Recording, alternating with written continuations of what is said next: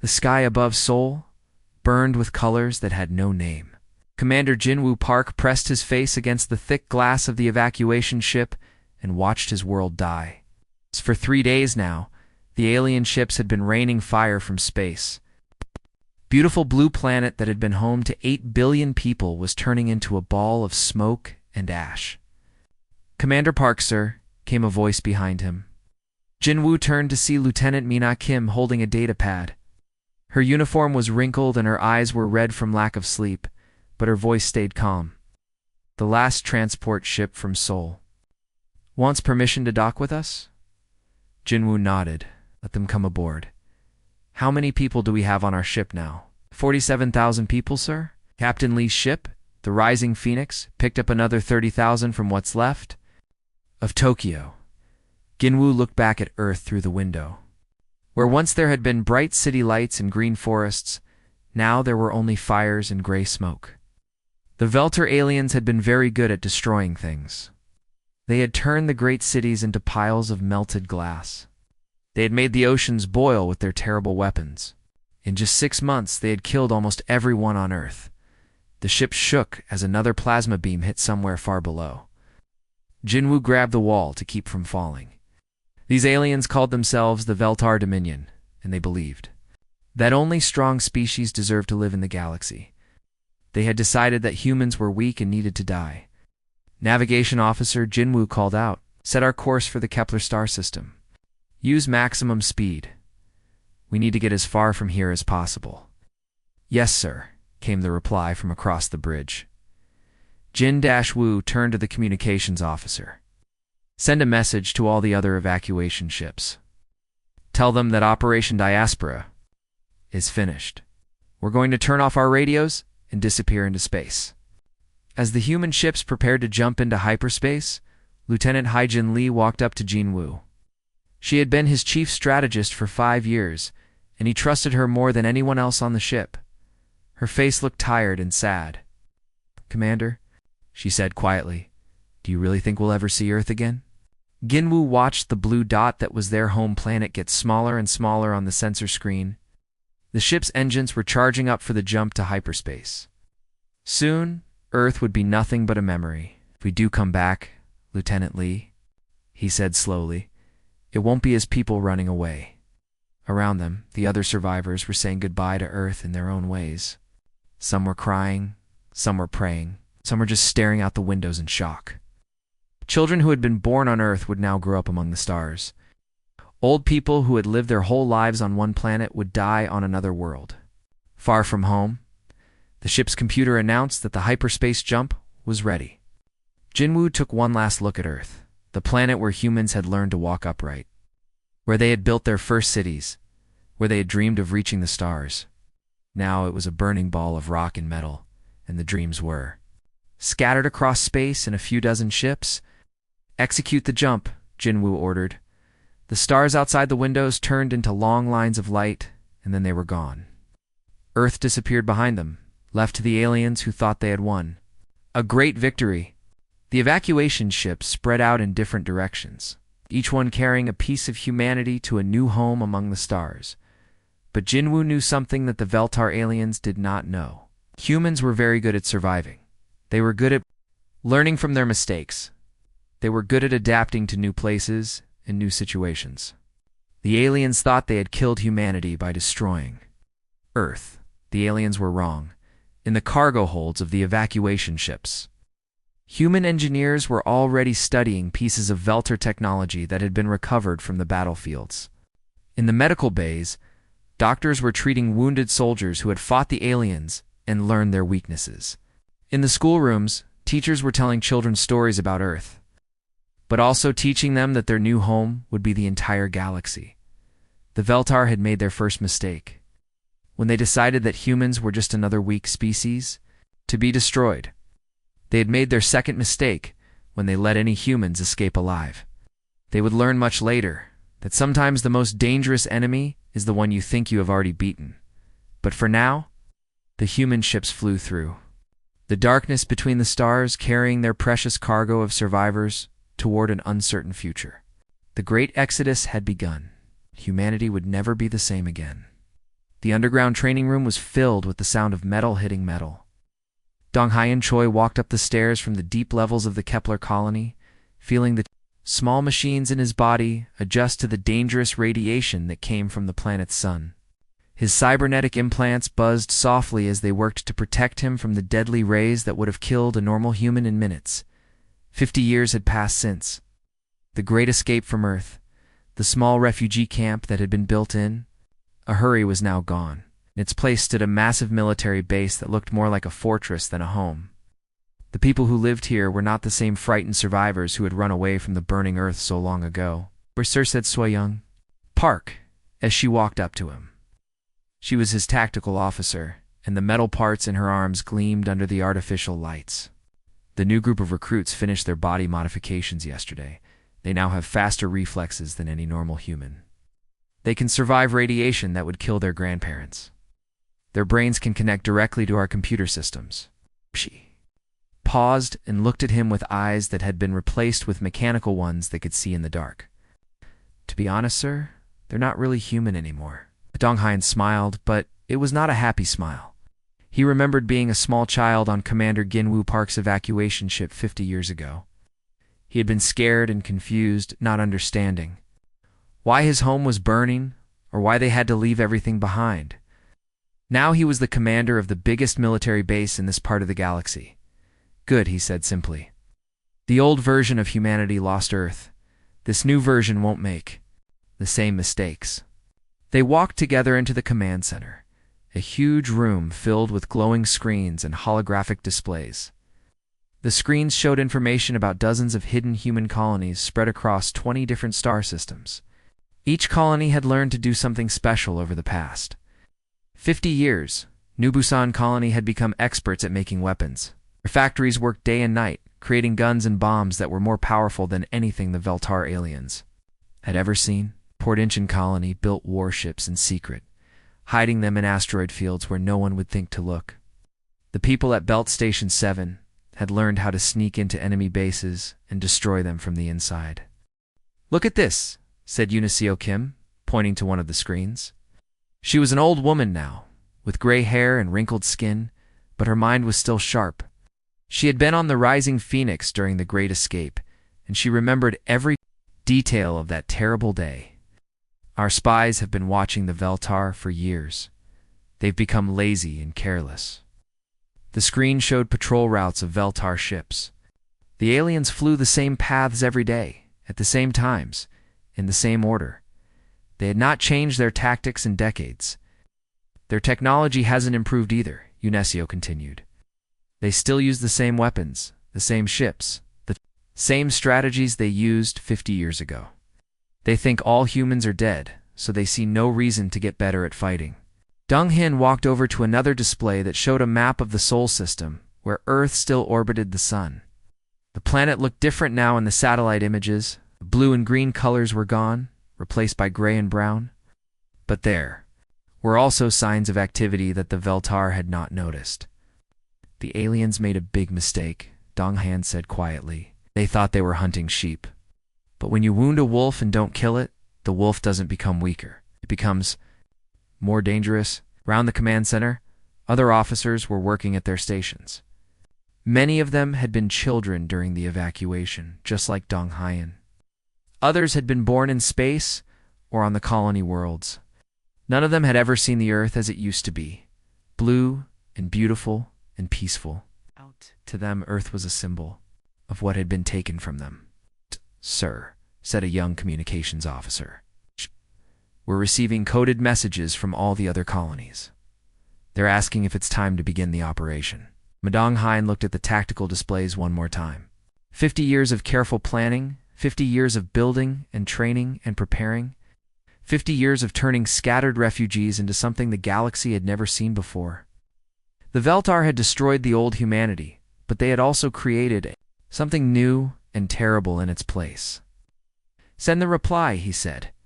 "Tell all colonies to prepare for Phase 1. It's time to show the Veltar what happens when you try to destroy a species, but fail to finish the job." The message went out across the hidden networks that connected all the human colonies. On distant worlds, in secret bases, in the dark spaces between the stars, humans who had been waiting for 50 years received the signal they had been hoping for. The hunt was about to begin.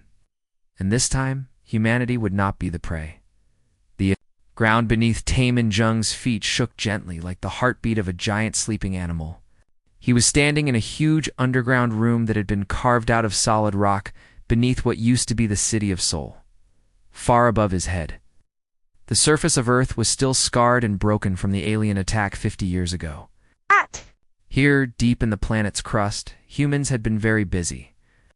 "Commander Jung, sir," said Ji Haishin, looking up from her control station. Her hands moved quickly over the glowing buttons and screens. "The orbital defense system is almost finished. We're at 80% completion now." Timon walked over to look at her screens. They showed a ring of weapons platforms being built in space around Earth. "How ironic," he said with a bitter smile. "The Veltar aliens dug up our continents, looking for rare metals. They left behind exactly the materials we needed to build weapons to destroy them." Jihai nodded. "They strip-mined half the planet and then just left all the equipment behind. They never imagined that any humans were still alive to use it." Taemin looked around the command center. The walls were made of reinforced concrete and metal, thick enough to survive a nuclear explosion. Hundreds of people worked at computer stations, monitoring systems all across the planet and beyond. Earth had changed in ways that no one could have imagined 50 years ago, where the great cities like New York and London had once stood. There were now underground factories that never stopped working. They built weapons, ships, and machines 24 hours a day. The oceans, which had once been blue and full of fish, were now dotted with floating shipyards where submarines and underwater weapons were constructed in secret. Even the moon had been changed. Through the thick windows, Taemin could see the gray surface of Earth's natural satellite. But now, it was covered with long metal tubes that were actually giant railguns, weapons that could fire projectiles at incredible speeds. Across space, "Sir," called Kung Ho Lee as he climbed out of a maintenance tunnel. His clothes were dirty and he smelled like machine oil, but his eyes were bright with excitement.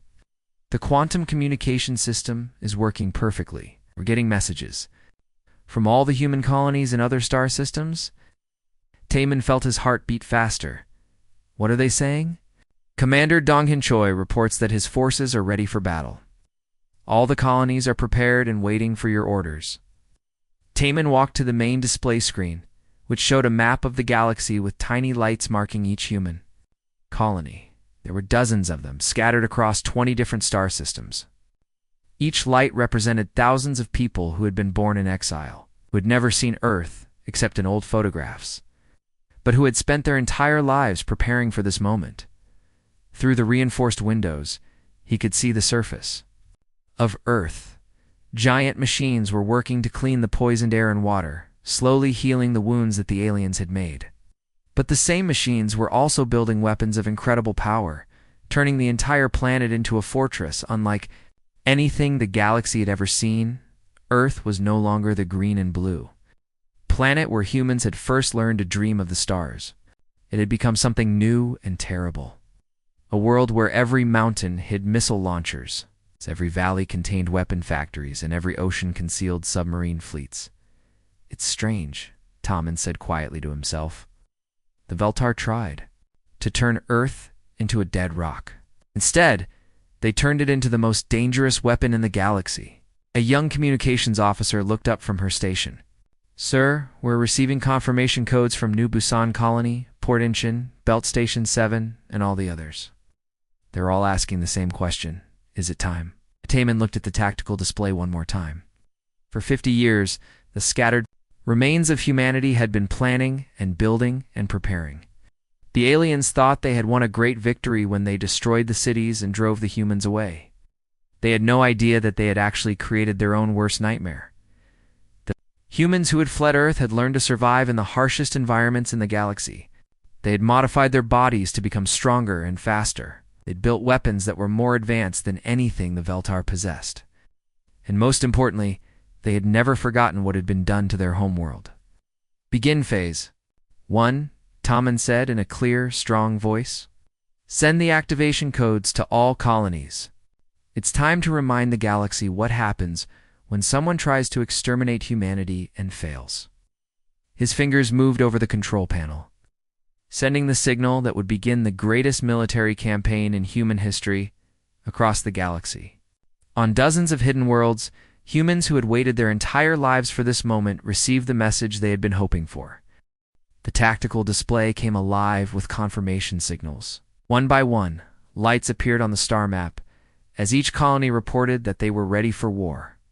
The diaspora, the scattered children of Earth, were awakening at last, and the Veltar had no idea what was coming for them. Admiral Zekthar sat in his command chair aboard the Veltar warship, looking bored as they flew toward the Sol system. He had been a military officer for over 30 years, and this felt like just another routine patrol. His sensors had picked up some strange energy readings coming from the third planet, the one the humans used to call Earth. Probably just some scavengers picking through the ruins, he said to his second-in-command. But we have to check it out anyway. The High Council wants to make sure no one is stealing our salvage.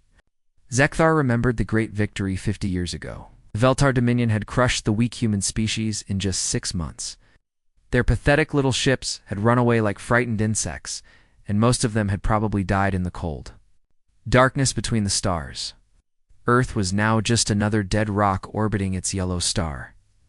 "Admiral," shouted the sensor operator suddenly, his voice filled with panic. "Detecting multiple ships. They're coming out of the asteroid belt, dozens of them." Zekthar jumped to his feet and stared at the main display screen. Where there had been empty space just moments before, there were now sleek, dark ships appearing like ghosts. But these were not the crude, boxy vessels that the humans had used 50 years ago. These ships were beautiful and deadly, shaped like predatory fish with smooth curves and no wasted space. "Battle stations," Zekthar yelled, but it was already too late. The human ships moved with impossible speed and precision. Their weapons tore through the Veltar formation like hot knives, cutting through butter. Zekthar watched in horror as ship after ship in his fleet exploded in brilliant balls of fire. On the lead human vessel, Changmin Park sat motionless in his command chair, his eyes closed. But he was not sleeping. The mechanical parts in his brain were connected directly to his ship's computer systems, allowing him to think at the speed of light and control multiple weapons at once. "All units," he said calmly, his voice transmitted directly through his neural implants. "Focus your fire on their command ship. Remember the orders from Earth. No survivors can be allowed to escape, and warn the others." Ouch. Changmin had been born on one of the colony worlds 25 years after the Great Evacuation. He had never seen the green and blue Earth that his parents remembered, but he had grown up hearing stories about the burning cities and the families that had been torn apart.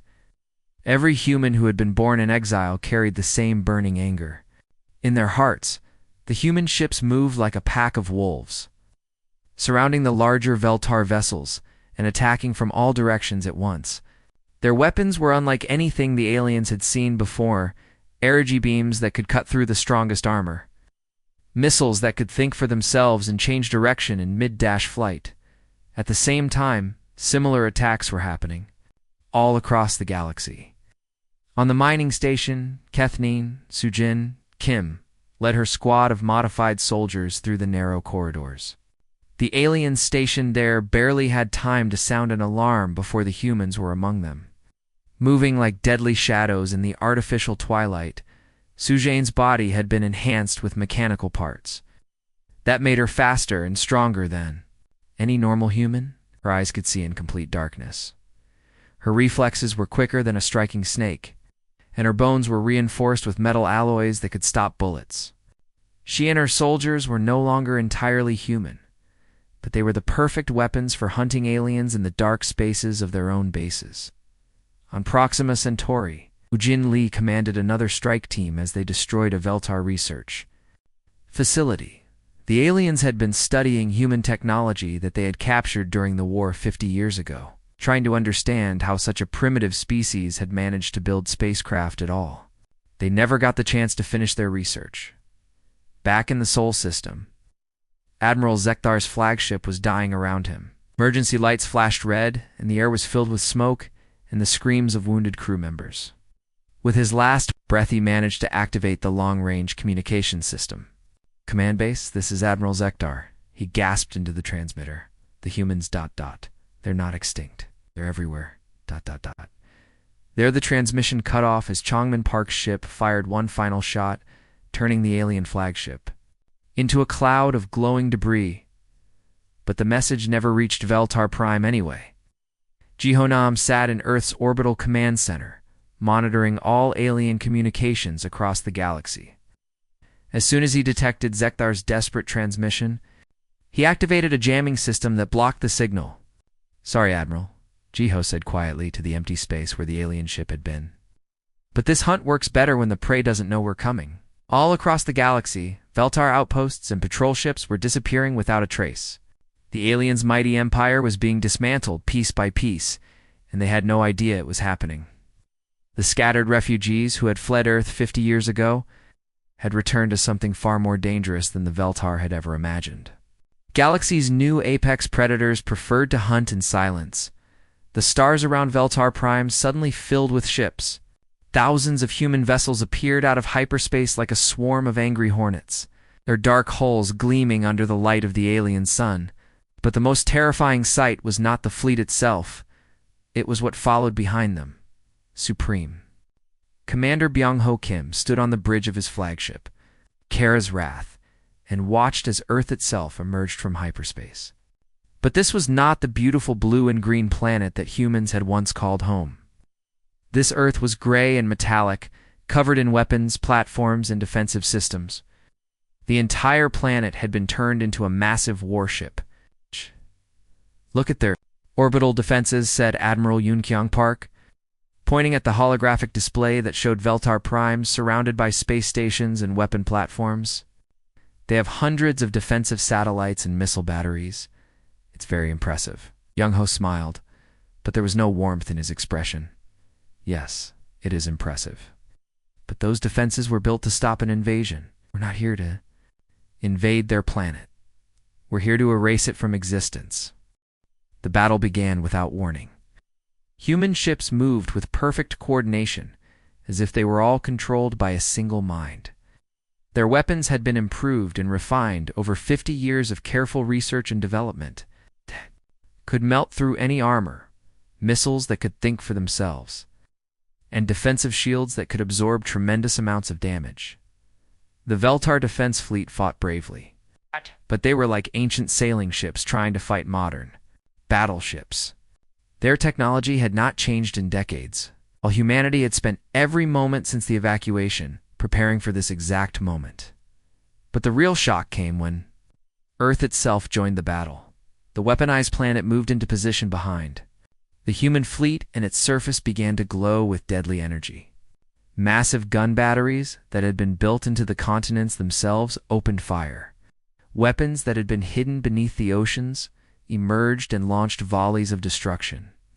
Even the moon, which had been converted into a giant fortress, added its firepower to the assault. The combined attack was unlike anything the galaxy had ever seen. The very planet that had once been a symbol of life and growth had become an instrument of pure destruction. Veltar Prime's atmosphere began to burn as the intense energy weapons superheated the air around the planet. On the surface of Veltar Prime, in the great cities where millions of aliens lived, the few survivors who had not yet been killed looked up at the sky in horror. They finally understood what they had done 50 years ago. They had tried to destroy a peaceful species and turn them into extinct memories. Instead, they had created something far more terrible. The humans were no longer the same species that had fled Earth in desperate refugee ships. They had become something new, a distributed military organism that existed across dozens of star systems, with Earth as its weaponized heart. Every human colony, every ship, every soldier was part of a single purpose: the complete destruction of the Veltar Dominion. Min-Ho. SEO led the final ground assault as human soldiers landed on the burning surface of Veltar Prime. His body had been enhanced with mechanical parts that made him stronger and faster than any natural creature. His soldiers moved through the alien cities like unstoppable machines. their modified bodies allowing them to survive in the superheated atmosphere that their own weapons had created. As his forces advanced through the ruins of the alien capital, Minho activated his communications system and broadcast a message on all frequencies so that every surviving Veltar could hear him. 50 years ago, you wanted to show the galaxy what happened to species you considered weak and inferior, his voice echoed through the burning streets. You destroyed our cities, killed our families, and drove us into exile. Had won a great victory. He paused as his soldiers continued their advance, methodically eliminating any remaining resistance. Now let us show you what happens when you try to exterminate humanity but fail to finish the job. You didn't destroy us. You made us into something far worse than we ever would have become on our own. As Veltar Prime continued to burn, and their mighty empire crumbled around them, the surviving aliens finally understood the terrible truth. They had not destroyed humanity 50 years ago. They'd forged humanity into the galaxy's new nightmare. The blue and green Earth that had once reached peacefully toward the stars was gone forever. In its place was something that struck fear into the hearts of every species in the galaxy. Earth had not died in the carnage of 50 years ago. Earth had become the carnage. The refugees who had once fled in desperate evacuation ships were now the hunters. The species that had once dreamed of exploring the universe in peace now ruled it through superior firepower and an unbreakable will for revenge. And at the center of their new empire, the weaponized Earth continued to orbit its yellow sun, a constant reminder to the galaxy of what happened to those who tried to destroy humanity. The Veltar Dominion was finished. But humanity's transformation from victim to apex predator was just beginning.